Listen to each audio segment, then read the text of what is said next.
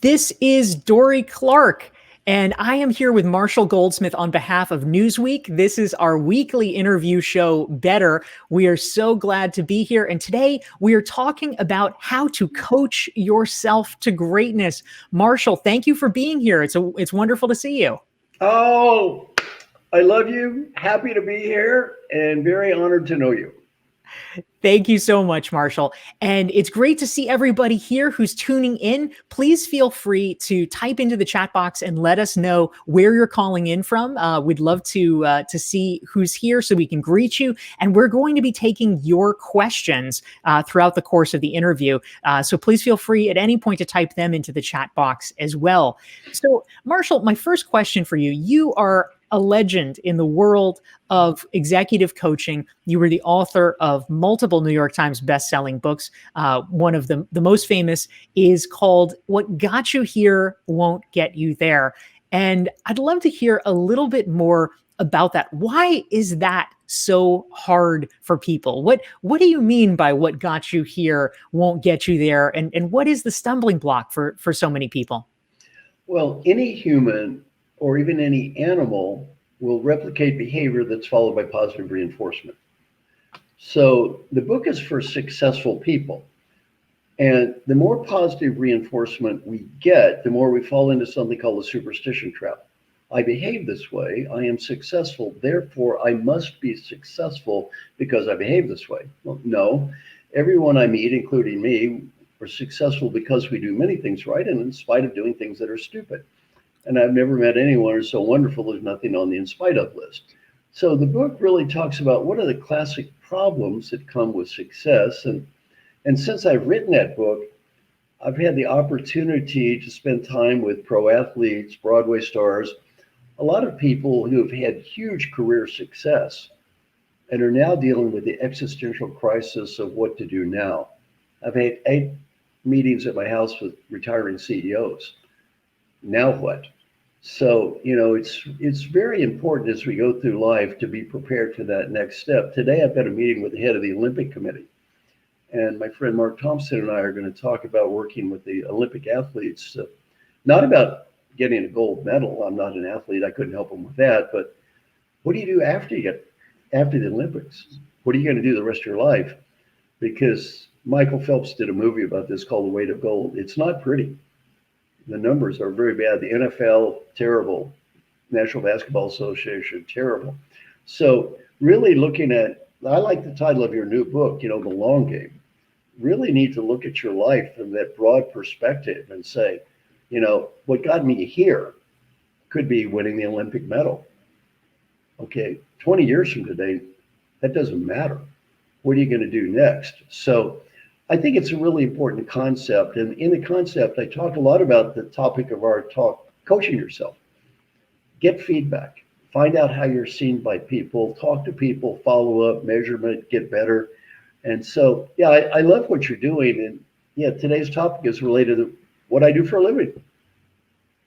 That's fantastic, Marshall. Thank you. And I just want to greet some of the great folks who are here. I think there was a temporary LinkedIn connectivity issue. So if you're just seeing this and you're tuning in on LinkedIn, please feel free to type into the chat box where you are calling in from. We want to see and be able to say hi to the great folks who are here. Todd is here from New York, Jan from Iowa, Diane from Cleveland, Stacy from St. Petersburg, Sumit from Toronto, Dennis from the UK, Jenny from New York, Lindsay is here from Connecticut. We've got Jeannie and Diana and Milena. We're so happy to have all of you here. Please feel free to type into the chat box your questions for Marshall. We want to hear them. Marshall, another question that I have, around the theme of coaching yourself to greatness. Yeah. You have identified some key challenges that really successful people have. I mean, I know you've talked about the fact that for a long time, coaching was viewed as a remedial activity. Right.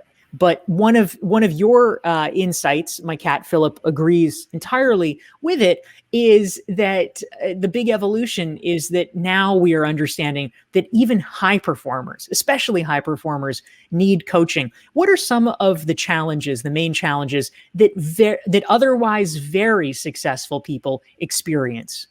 I'm going to answer that question from 2 perspectives. Perspective number 1 is what led me to think this way. in my own coaching, I have a unique billing system. I don't get paid if my clients don't get better. And I found out the client I spent the least amount of time with improved the most, and the client I spent the most amount of time with didn't improve at all and I didn't get paid. So I made a little chart. On one dimension was called time spent with the coach Marshall Goldsmith. The other dimension was called improvement. And there seemed to be a clear negative correlation between spending time with me and getting better. And I thought, this is a troubling chart, troubling. So I go talk to my good friend Alan Mullally, who I'm sure you've met Alan a few times, right? Yes, absolutely. I love Alan. So I go talk to my friend Alan. I said, Alan, by the way, Alan was ranked CEO of the Year in the United States, and the stock went from $1 to $18 when he was at Ford, and had a 97% approval rating from every employee in a union company. So he's not a great leader. He's an unbelievably great leader. So I go talk to Alan. I said, Alan, of all the people I coach, I spent the least amount of time with you. You were great to start with, and you still improved the most. And I showed him my chart. I said, the way this chart looks, you never met me, you'd really be good. So I said, Alan, what should I learn about coaching from you? And Dorie, this gets your point. He said, Marshall, you got one challenge, coach great people. Your coaching process, you coach great people, this process will always work. You coach the wrong people, this process will never work. Work with great people and you're going to be a great coach. Now, Dorie, as you said, I got ranked #1 coach in the world forever. Why? Nobody knows I'm a good coach. What have I got? I got great clients. They tell everybody how wonderful I am. Nobody knows if I'm a good coach or bad, right? They do know one thing. I may not be the best coach in the world. I'm sure I'm not.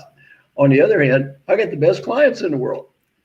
That's what counts. Work with great people. Now, back to this problems of successful people. I'll just talk about a couple and a theme that comes out in these. One of them is winning too much. So I was interviewed in the Harvard Business Review and said, what's the #1 problem of all the successful people you coach? Winning too much. What's that mean? Important, we want to win. Meaningful, we want to win. Critical, we want to win. Trivial, we want to win. And not worth it, we still want to win. So you want to go to dinner at restaurant X, your husband, wife, friend, or partner wants to go to dinner at restaurant Y. You have a heated argument. You go to restaurant Y. The food tastes like crap and the service is awful. Option A, you could critique the food, point out our partner's wrong.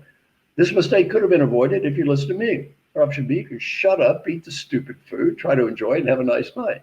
What would I do? What should I do? Almost all my clients, what would I do? Critique the food. What should I do? Shut up. And one more case study. You have a hard day at work. You come home, your wife, husband, or partner's there, and the other person says, I had a hard day today. I had such a tough day. If we're not careful, what do we say? You had a hard day. You had a hard day. Do you have any idea what I had to put up with today? You had a hard day? We're so competitive, we have to prove we are more miserable than the people we live with. I gave this example to my class at the Dartmouth Tuck School. A guy raised his hand. He said, I did that last week. I said, what happened? I said, my wife looked at me. She said, honey, you just think you've had a hard day. It's not over. Amazing. Now, all the stuff I talk about in my book sounds simple. It's hard. Why? How many times, Dorie, in your life have you had to prove how smart you are? How many thousands? Over and over and over and over. We take tests over and over. We prove we're smart over and over and over. We prove we're right. We prove we're worthwhile over and over. It's hard to stop. It's very hard to stop. This is so deeply ingrained in us. And what happens when we prove how smart we are? Oh, Dorie, you got high grades. Oh, good. How about not smart? Oh, bad, Dorie. No, very, very bad. So it is very hard. And as we move up in leadership, you got to quit proving how smart you are, quit making it all about me and make it about them. Incredibly easy in theory, incredibly difficult in practice. Yeah, it's such an important point, Marshall, that we really need to almost viscerally wrest ourselves away from doing the thing that has contributed to our success in the past. Exactly. Again, theoretically easy, practically quite difficult. Yeah, thank you. That's fantastic. I just wanted to say hello to some of the great folks who are tuning in and joining us. We see Cheryl is here from New York, Zara's from Toronto, Jennifer from Chicago, Wilma from Calgary, Kendra from Maryland, Carlos from Sao Paulo, Diana from Calgary, Linda from Sedona, Alina from San Francisco.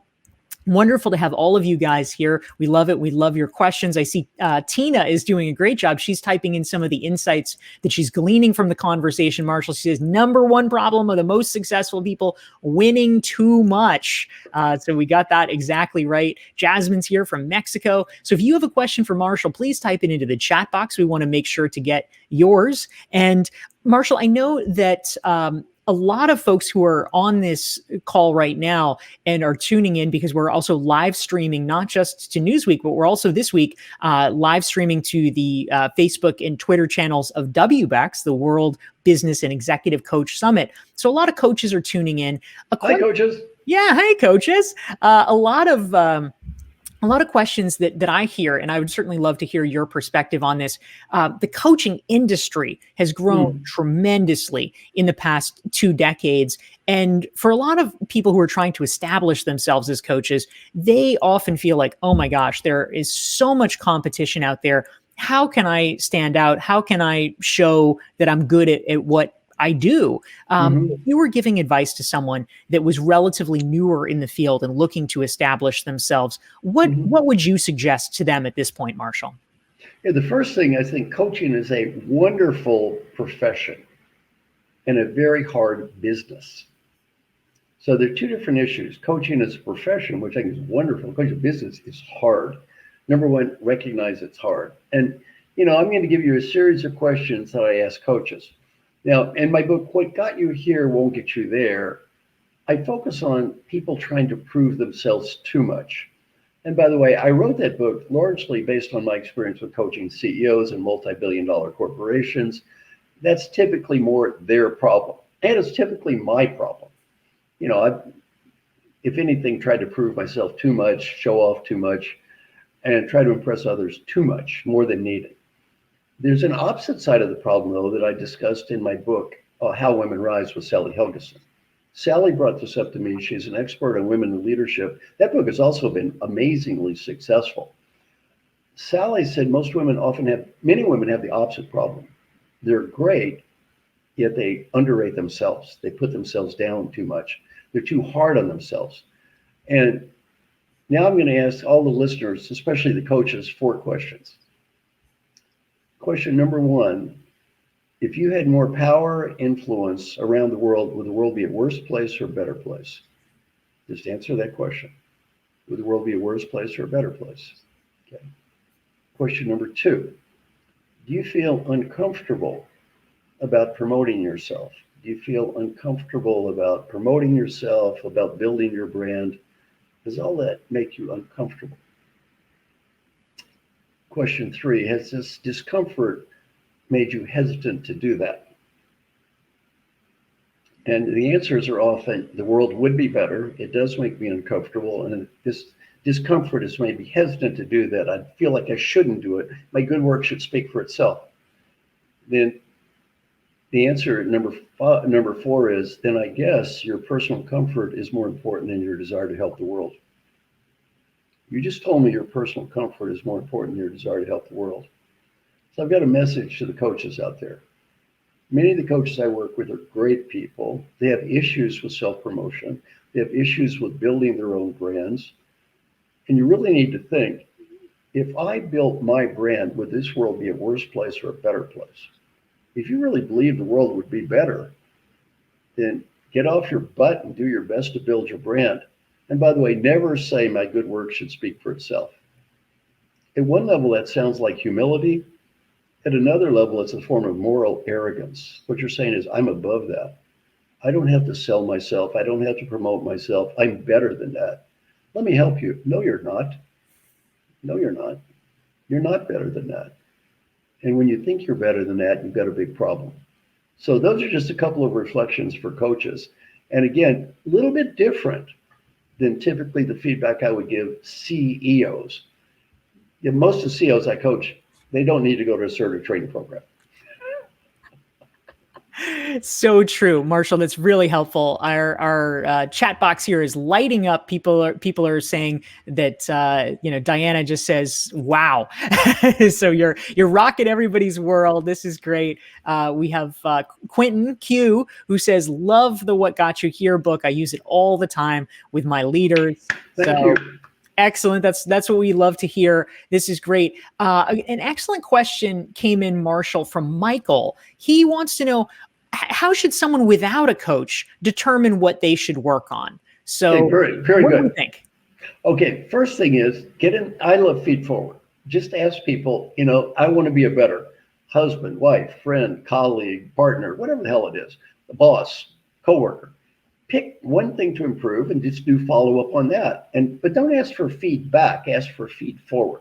Give me ideas for the future. Feed forward is a concept I've taught around the world. Now, Dorie, if anybody listening wants articles about feed forward or coaching, whatever, just send me an email, say, Marshall, listen to your talk with Dorie, send articles. I'll send them a bunch of articles about this stuff because I don't have time to cover everything in a half hour. That's right. And of course, your website is right below. Folks can reach Marshall through marshallgoldsmith.com. Yeah, and also my email, just say marshall@marshallgoldsmith.com. So I love getting emails. So send me an email. I'll just send you back some stuff that maybe is useful to you. Now, Dorie, that was a wonderful question. What was it again? I forgot. Yes, absolutely. I'll put it back up on the screen here. It was a question from. Oh yeah. No, I got Michael. a second technique for Michael. So after you figure out what you want to work on, then what I love is the daily question process. Make a list of the things that are most important in your life: friends, family, coworkers, whatever. And then every question as a box. Put it on a spreadsheet. 7 boxes across, one for every day of the week: Monday, Tuesday, Wednesday, Thursday, Friday, Saturday, and Sunday. And then you say, at the end of the week, you get a report card, which, by the way, will not be as beautiful as a corporate values plaque you see stuck up on the wall. Every day, evaluate yourself. Now, as you know, Dorie, I've had somebody call me on the phone for over 20 years to make sure I do this every day. Why? My name is Marshall Goldsmith. I'm too cowardly and undisciplined to do any of this stuff by myself. Although I love teaching it, it's very difficult for me to implement because of my cowardly and undisciplined ways. I need help. And you know what? It's okay. So the other suggestion is it's great to coach yourself and get a colleague to help you. We all need help. I need help. How about you, Dorie? You need help on occasion? Absolutely. You know what? To put it in the words of the Rolling Stones, because we all need someone we can lean on. So we all need a little help. It's okay. It's okay. Absolutely. That's great, Marshall. Thank you for that. And we had a great question come in from Sumit. I'll put it up on the board here. It's a little bit long here, but basically, Sumit wants to know, a lot of companies and people talk about diversity and inclusiveness, but when it actually comes to accepting employees with a diverse experience, they're not always doing it. He wants to know, what can we do as leaders to actually influence leaders to accept diversity? And you know what, Sumit, a fantastic question. There are so many people in the world who are more qualified to answer that question than me that I'm going to say, teach you something I've learned.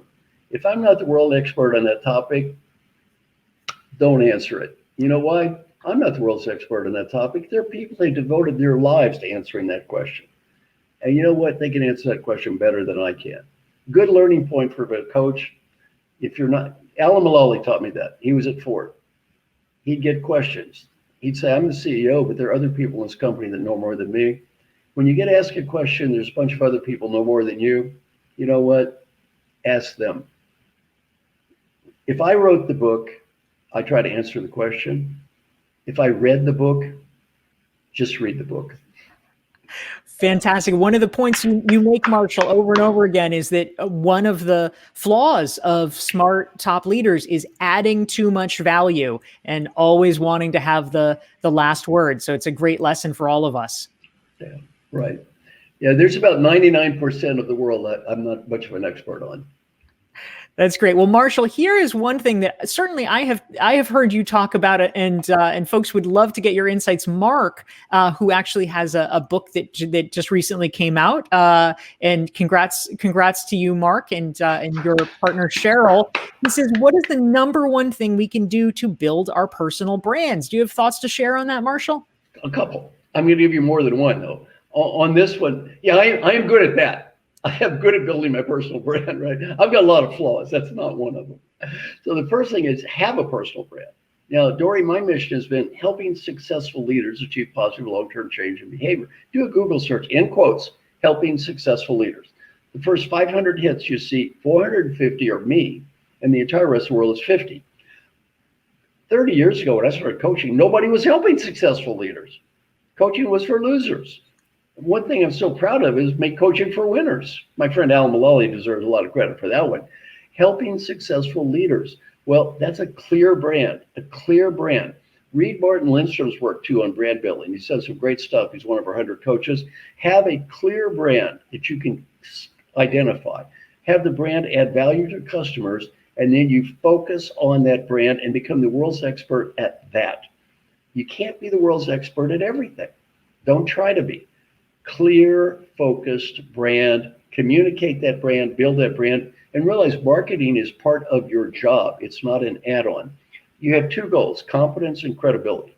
Competence, you want to do a great job as a person, as a coach. Why? You want to have integrity. You want your customers to benefit. You want to look in the mirror and feel good about yourself. Credibility is you want to have business. You want to expand your influence. They're not the same thing. When you confuse them, that's when you mess up your brand. One of two things that happens, both usually bad. One is if you get more recognition you think you deserve, you feel like an imposter. Two is you don't get as much recognition as you think you deserve, you feel like a victim. They're two sides of the same mistake. Assuming recognition and competence are the same thing. You try to build credibility, to gain approval, to get recognition, because this is going to give you impact in the world, reach, help you make a difference.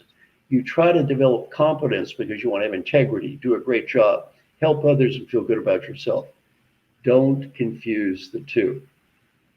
Now, Dorie, you've got a new book coming out. I don't know, have I ever given you my little thing on books? Tell me your thing on books, Marshall. How many books do you have to sell in one day to be in the top 1% of all books on Amazon? Do you know? Let's see. Type into the chat box, folks, if you have a guess. How many books do you have to sell in one day? Per day, yeah. Per day. In the top 1%? Of all books on Amazon. Is it 10? 1. Amazing. By the way, Amazon has 77 million titles. Top 10%, right? That's the top 7.7 million. The top 1% is the top 770,000. You have to sell almost nothing to do it in that, right? And I've sold about 2.5 million books. I'm not arrogant enough to believe my books are actually better than those other books. I'm sure there are thousands or millions books better than my books. No one bought them. No one bought them. Well, it's not because they're bad books. It's because they didn't sell the books. And by the way, you could write the best book in the world. If nobody reads it, you're just writing it by yourself. So really don't confuse selling books, which is an important thing, with content, which is also important but different. And Dorie, when my book, What Got You Here Won't Get You There came out, there was another book that sold exactly the same number of copies with the same publisher that year. That book was named Dog the Bounty Hunter. Remember the dog? Dog and I sold the same number of books. Well, you know, Dog had a TV show. Dog the Bounty Hunter. He sold as many books as I did. Well, our publisher, we were peers. Me and the dog were peers. Well, you see, selling books is important. Content is important. They're not the same. There's something called the fallacy of fairness. When we confuse this, we mess up our brains. That's when we get angry, we feel bad, we feel like a victim, we feel like an imposter. Don't assume that. Two variables that are independent, usually slightly correlated variables. Yeah, it's a really important insight, Marshall. Thank you. And for those of you tuning in, if you are enjoying this conversation, every Thursday, noon Eastern, 9 Pacific, 6 p.m. Central European time, we have these conversations with great thinkers. If you want to never miss an episode, go to DorieClark.com. You can sign up for my mailing list, get a free self-assessment. Thank you, Marshall. So tune in every week and you can get the 411 there. And if you want to learn more about Marshall and his great work, you can go to marshallgoldsmith.com. So, Marshall, a great question came in. Folks are very interested in the points that you're raising about personal brand, and Zara wanted to know how it applies if you're an employee in a workplace. What are the best strategies for building your brand in your company? I'm now going to share something that the great Peter Drucker shared with me. Okay, Peter Drucker was the world's authority on management. I got ranked #1 leadership thinker in the world. My intellect compared to him is that of a 10-year-old. This guy was so smart. Here's the lesson. Never forget this lesson. Every decision in the world is made by the person who has the power to make the decision. Make peace with that. Not the best person, a fair person, a smart person, or the right person. Decisions are made based on one and only one variable, power. Whoever has the power to make the decision makes the decision. Peter Drucker said, our mission in life is to make a positive difference, not to prove we're smart, not to prove we're right. Dorie, if I need to influence you, and in order to make a positive difference in my career and life, you have the power to make the decision. There's one word to describe you, customer. One word to describe me, salesperson. Answer that question, you learn how to sell. You're the product, they don't have to buy, you've got to sell. If you can sell in your company and do it, you do it. If you can't sell in that company, don't leave immediately, but take a deep breath and start looking for another job. As soon as you can, get out. So that's it. You've got to learn how to sell. You treat them like a customer. You sell to their needs, not to your needs. And just like the other talk about brand, accept that as part of your life. That advice from Peter Drucker changed my life. And I have given 100 CEOs that message, sometimes multiple times. I have to tell them, oh, by the way, the board of directors voted 10-0 and told you to do something. You told them they were all confused. They had a meeting after you left. They had me talk to you. They wanted to point out they don't work for you, you work for them. And you know what? They're not thrilled right now. And they've determined you're confused. I have to repeat this thing about, they make the decision, buddy, not you. Not you. They're the customer, not you. And we all report to somebody. Just make peace with that. And by the way, don't look for fairness and logic out there. Oh, yeah, don't look for fairness and logic out there. Dorie, have you ever had this thought yourself? I'm amazed that someone at that level, talking about powerful people, followed by a crazy, weird, acts like an idiot and such a fool. Have you ever had such thoughts in the past? Raise your right hand. Is that true? You've had these thoughts. Now, Dorie, an apparently intelligent woman, Dorie apparently very intelligent. I'm going to point out, even the apparently intelligent Dorie, this thought makes no sense. Dorie, before today, have you ever read a history book? Yes or no? I have.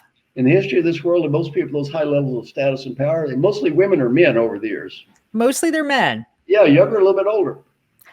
Usually a bit older. Is there anything in the entire history of the world that would lead you to believe when you take old men and you give them huge amounts of money, status, and power, well, they start to become incredibly sane and rational? Dorie, did you read such a book? No, I didn't see that part mentioned. No, I didn't read that book. Well, decisions aren't made based on logic or sanity or rationality. Just make peace with that. Make peace with that. And again, you do good to do good. You try to get ahead to get ahead. Two different variables. Truly an important point, Marshall. And folks are loving this conversation. One friend on LinkedIn says, wow, I can't take notes fast enough. We have Minx who's joining from Oakland. She says, this is my first time here and I'm loving it. Thanks so much. So this is great. We love having you guys here every Thursday. We have great guests Thursday at 9 Pacific, 12 Eastern. Next week, we have Tiffany Bova, who is a fellow member of the Thinkers 50, talking about her work in growth and scaling. And Marshall, we have time for probably one more question, and a great one that came through that I think is appropriate. You are working right now on a new book called The Earned Life. And a question came in from Cheryl. She says, how can individuals find their purpose? Can you talk about this and how it might intersect with the idea of what it means to earn your life? Cheryl, don't overanalyze this. I want you to think of what might be fantastic for Cheryl. And don't feel like you're locked into it. She appeared to be young in the picture, at least young to me. Don't feel like you're locked into it and say, pick a path. Now, take, limited amount of time, but pick a path and start going down that path. Now, the path may vary and change. It's okay. My path has changed before, Dorie, your path has changed. It's all right. Yet you're going down a path. And the further you go down that path, either it's going to be go to the next path. In my new book, basically, we earn our new beginnings. When you end one path, you've earned the right to go into that next path. So when you make progress down that one path, you make the right to go to the next path. I mean, most of my life now is devoted to legacy projects. It's 100 coaches, it's helping people, giving away all my materials, all that stuff. Well, I can do that because the previous versions of me worked really hard to enable me to do that. Well, that wasn't necessarily my path, obviously, when I was younger, yet it is now. So I would say pick a path that feels good for you, start going down that path, and then be willing to change as you learn new and different things and start a new path. That's fantastic. Marshall Goldsmith, thank you so much for being here, sharing your wisdom. Thank you to everyone who tuned in. Marshall, are there any last words of wisdom, or where can people who want to find out more about you and your work, where would you recommend that they start? Well, okay, sign up. I hate the term follower, but I can't have more LinkedIn connections, but I can have more followers. So sign up and be a LinkedIn follower, number one. Number two, my website. Number three, my YouTube channel. The other thing is, if they have a specific something, send me an email. I'll send you about 5 or 6 articles based on today, at least give you some of the main stuff I've covered. And then, just kind of keep up. My mission is to help as many people as I can in the time I have left to do it. So if you can use any of my material, by the way, I give everything away. Copy, share, download, duplicate, put your name on it, change it. I don't care. And my mission is basically to help people have just a little better life. And I hope the people listening, maybe something I said, help you or the people around you have just a little bit better life. Thank you so much. Marshall, thank you so much for being here. Everyone, we'll see you next Thursday, and take care on behalf of myself and Marshall and Newsweek. Have a great week. Bye-bye.